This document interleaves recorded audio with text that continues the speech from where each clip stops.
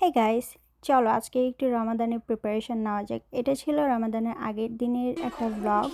আমি সকাল সকাল ঘুম থেকে উঠে ফার্স্টে এক কাপ চা করে নিছি, আর এখানে ছোলা সিদ্ধ করতে রেখে দিচ্ছি। দেন আমি কিছু কাপড় লন্ড্রিতে দিয়ে দেই।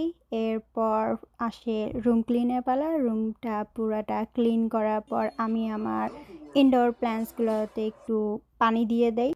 এরপর আমি ছোলাটা রান্না করা শুরু করি। এখানে আদা রসুনটা একটু বরফ হয়েছিল, দ্যাটস আমি তাড়াতাড়ি করার জন্য তেলের মধ্যে ছাড়ি। তো এখানে আমার ছোলাটা রান্না করা ডান। এরপর আমি যাই একটু গ্রসারি শপিংয়ে। এইটা হচ্ছে একটা মার্ট, হালাল মার্ট। এখানে ইন্ডিয়ান, পাকিস্তানি, বাংলাদেশি প্রোডাক্ট পাওয়া যায়। সো হালাল মার্ট এটা বেসিক্যালি।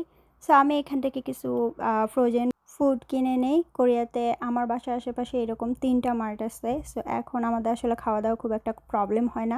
এখানে একটা ম্যাঙ্গো ড্রিঙ্কস, পেঁয়াজ, আলু, দেন আজওয়া, খেজুর অ্যান্ড একটা সরিষার তেল কিনে নিই। তো আজকের জন্য এই পর্যন্ত। আল্লাহ হাফেজ।